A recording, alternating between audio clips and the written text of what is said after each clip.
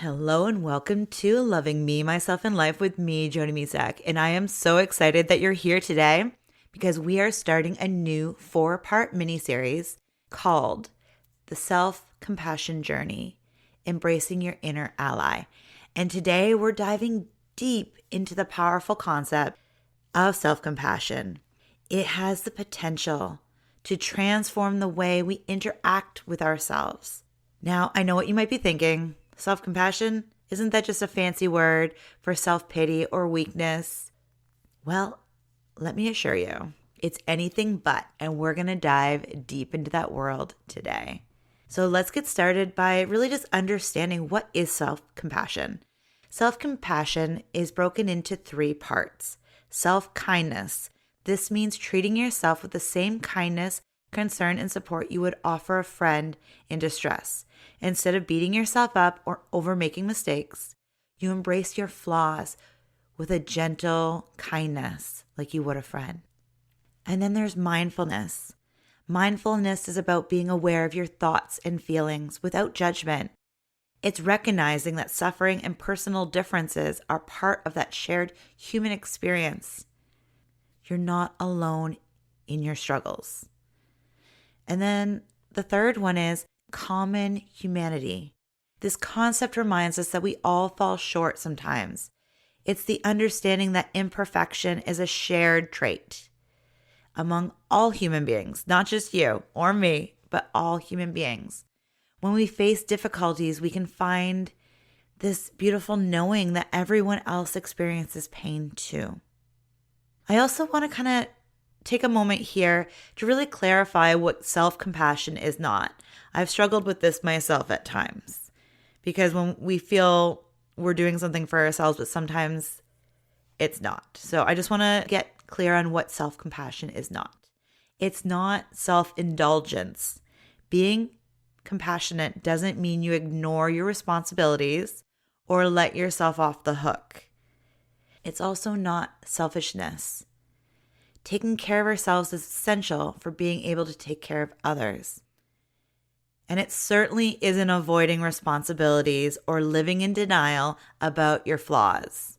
In fact, self-compassion encourages accountability, but it does so with kindness and understanding.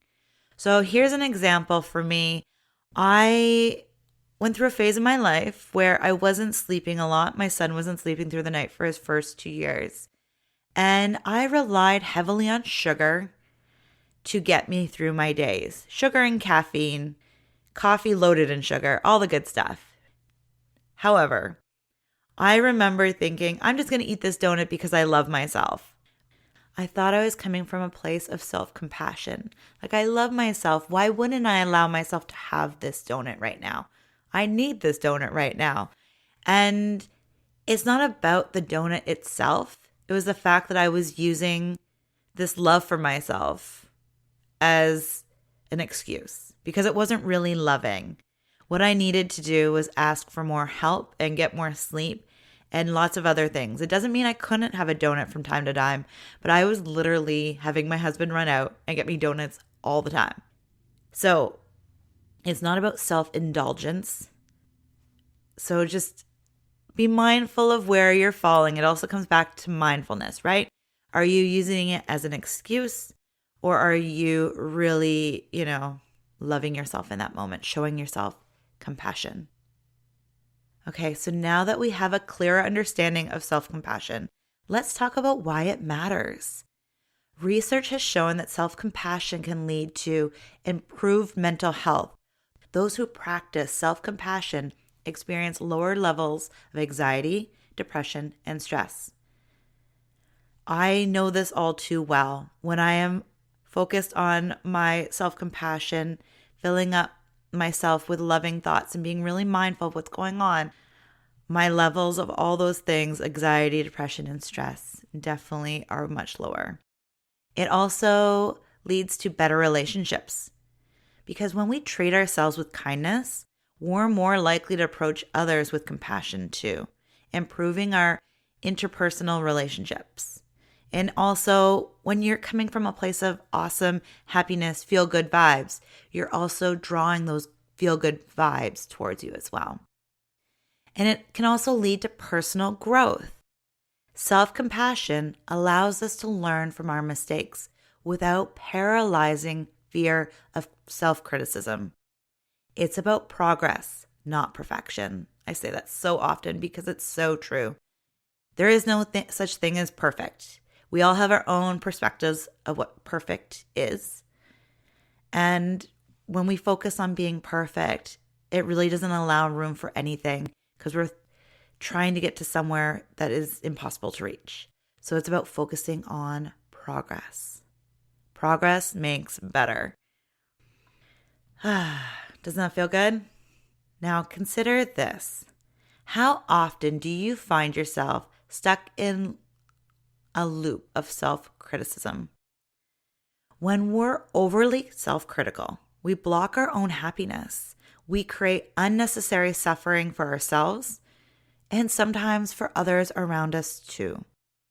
Instead, self-compassion opens the door to healing, growth, and a more fulfilling life. You may be wondering how self-compassion differs from self-esteem. They can often get confused, but they definitely have different concepts. Self-esteem is typically based on an evaluation of self-worth. It's often about external factors, such as accomplishments or comparisons to others. When we tie our value to our achievements, our self-worth can fluctuate dramatically. So it's on outside experiences. And now self-compassion, on the other hand, is unconditional. It means valuing yourself regardless of your achievements or failures. It's about recognizing your worth as a human being. Nothing outside of you has to create that self-compassion.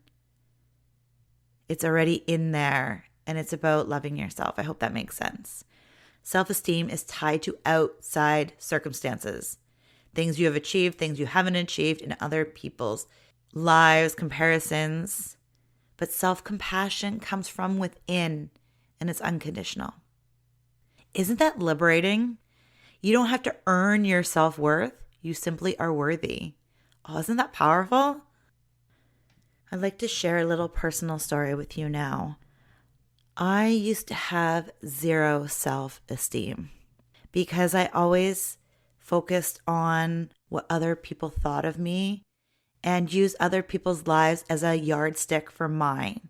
So I would look at what other people were doing in their life, and if I didn't feel like I was living up to their life or their yardstick, that I wasn't doing enough, that I wasn't worthy enough. And that actually took me down a whole different path altogether. I was looking for love outside of myself, chasing guys, hoping that, somebody would love me back. And I was looking at outside circumstances.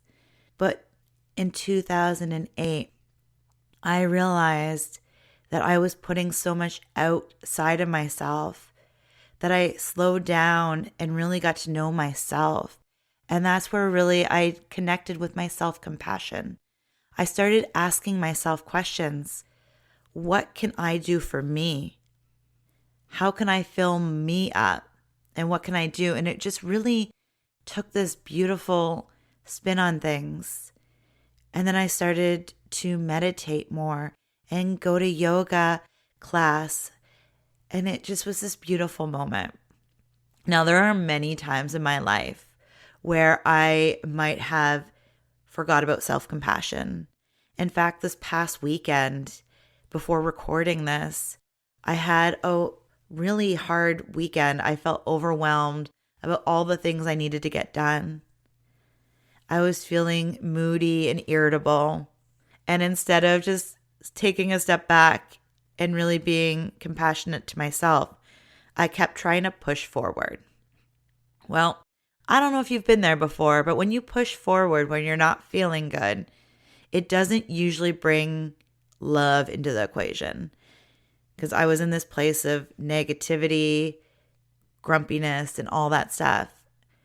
When we pause and reconnect to ourselves and find that self-compassion and treat ourselves unconditionally through like love and understanding, we can give ourselves what we need in that moment. So I was desperately trying to find the surface, try to swim to land per se. And it was only really when the weekend was over that I really found myself understanding what was happening.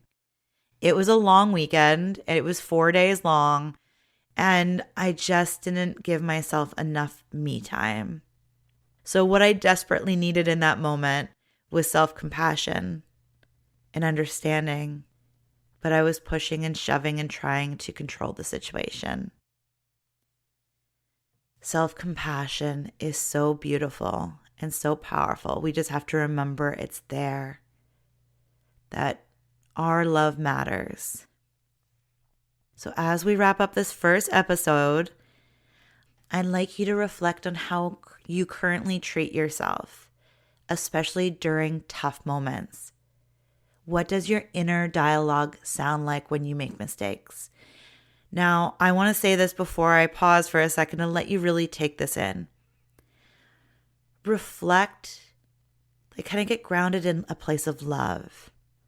And if that's hard to do, look at yourself like you would your best friend, your child.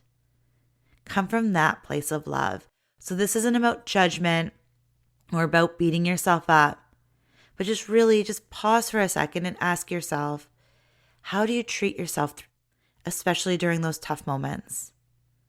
What inner dialogue is going on when you make mistakes? I encourage you to take a few moments today to write down your thoughts. What do you say to yourself? Are these words filled with kindness or criticism? Remember, this journey isn't about perfection. It's about progress and becoming your own best ally. Remember, I too just shared a story where I recently let criticism dictate a whole weekend. It's not about perfection. And when we really start noticing and become more mindful, we can catch ourselves more often. This thing that happened over the weekend, if it happened a few years ago or even definitely a decade ago, I might have let that last for a week, 2 weeks, a whole month. I might have been in this pity situation or poor me. And thankfully, I found myself and really gave myself space to understand what was going on. And that's really what it's about.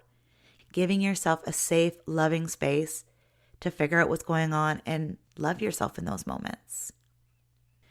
So next week, we are going to be talking about healing your inner critic. Those voices in our head that tell us we're not good enough. We'll also explore tools that help you create a deeper connection with yourself. And if you've enjoyed today's episode, please subscribe to the podcast, go over to my social media accounts, and share it with anyone who might benefit from this journey. Until next time, remember to love yourself, embrace your journey, and be kind to your inner ally. Take care and have a beautiful, beautiful day. Bye for now.